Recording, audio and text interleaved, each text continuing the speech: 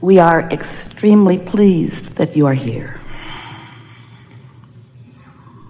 It is good to come together for the purpose of co-creating. Do you agree? Yes. You are knowing what you are wanting? Yes. Desire is feeling good to you these days? Yeah. A desire that you are not contradicting with belief feels really good, doesn't it?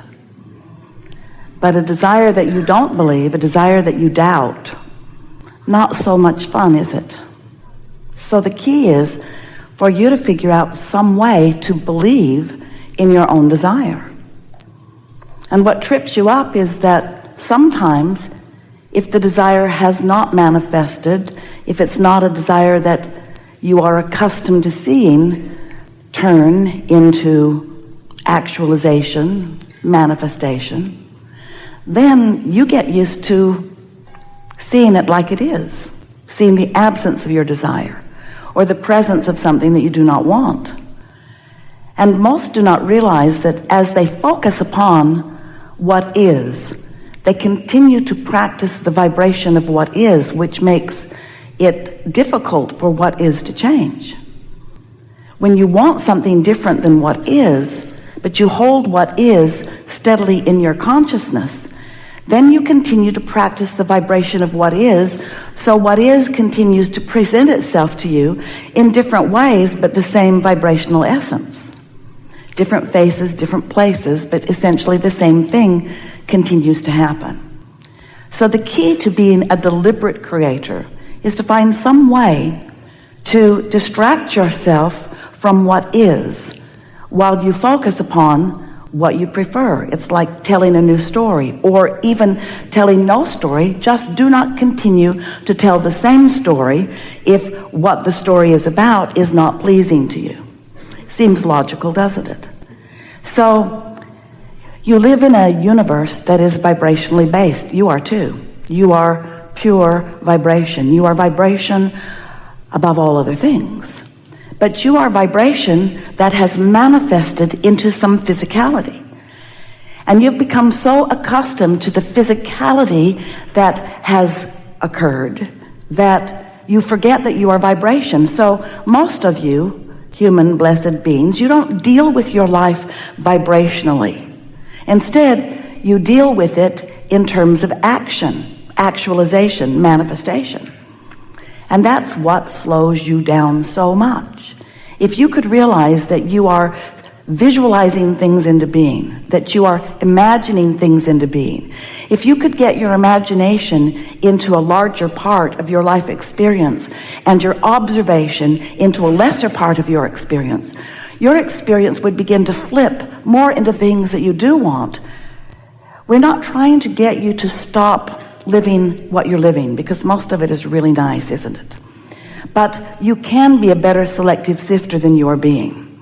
You can focus yourself more deliberately. And that really is what deliberate creation is all about. It's about deliberate focus.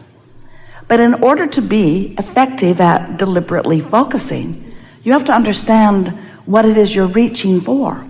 And the thing that is interesting is that when we ask you to focus, we're not asking for your visual focus. We're asking for your vibrational focus, which means we're asking you to find a way to emotionally focus. Focus yourselves emotionally, meaning care about how you feel.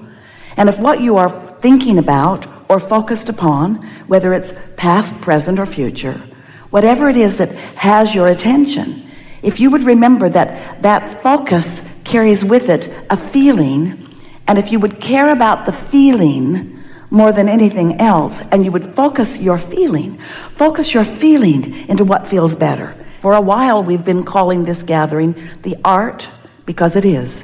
You practice yourself into this artful, deliberate creation. The art of allowing. Allowing what? The art of allowing me and my physical body, right here, right now, to be in vibrational sync with source energy perspective of same things in the same moment. That's what true alignment is. You see, you're not here on your own, out here on the ragged edge, leading edge, we mean leading edge. Out here on the leading edge, you're not here alone. You are here with all of this non-physical energy flowing with you, to you, and through you, aware of everything that you are focused upon in this moment. Not just knowing who you were when you were born, not just knowing what your reason for being here is, knowing who you are and why you are here and what you are about in this moment. What you're about in terms of your vibrational alignment or not, your vibrational allowing or not. So focusing, really, if you will think about focusing being in terms of focusing your feeling, focusing yourself into feeling good, finding a way to feel good. And sometimes that means don't think about that. That's a little tricky. I'm not going to think about that thing that I'm thinking about. I'm not going to think about that thing anymore. I'm not going to think about that thing that I keep thinking about. I don't want to think about that thing. I'm not going to think about that thing anymore because I don't want to think about that thing. I'm not going to think about this thing. I can't stop thinking about this thing. Because when you give your attention to it, law of attraction causes a relationship to begin between you and it. That's what law of attraction is all about. In other words, when you get focused upon something, you begin to reverberate the same vibration that it is. And once you begin to do that, momentum ensues. And once momentum gets going, it's time to take a nap, really. It's time to meditate. It's time for some major distractional effort, which usually means sleep or meditate. Sometimes you have the power to focus. Esther, we thought she was rather remarkable just now. She was having so much fun with you. She really did not want to leave. And yet, because of the thousands of times that she has stood in that place and listened and felt for us, it was easy for her to just adjust her vibration to the frequency that is us.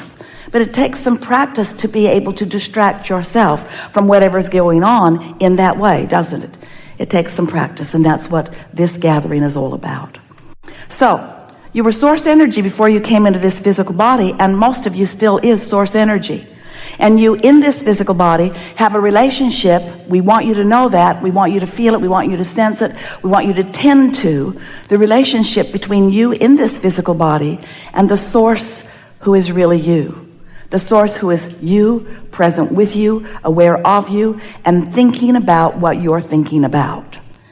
So when source thinks about what you're thinking about, and you feel negative emotion about it, that means you're thinking about it in an opposing way to the way source is thinking about it. Source is looking for the advantage. Source is seeing the well-being. Source is knowing the value of the contrast that you are living. But when you are pushing against the contrast, then you are not in vibrational sync with who you really are.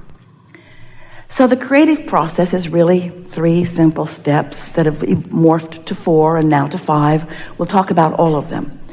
But it basically says that life will cause you to ask for more continually. And when you are in that phase where you are aware that something that you want is missing, so you are asking for the improvement in your life by wanting this amendment to your desires, that's what we are calling step 1. And when you are in step 1, that's usually when you're seeing a problem. It's usually when you are seeing contrast. It's usually when you're asking a strong question to which you do not know the answer. That's step 1.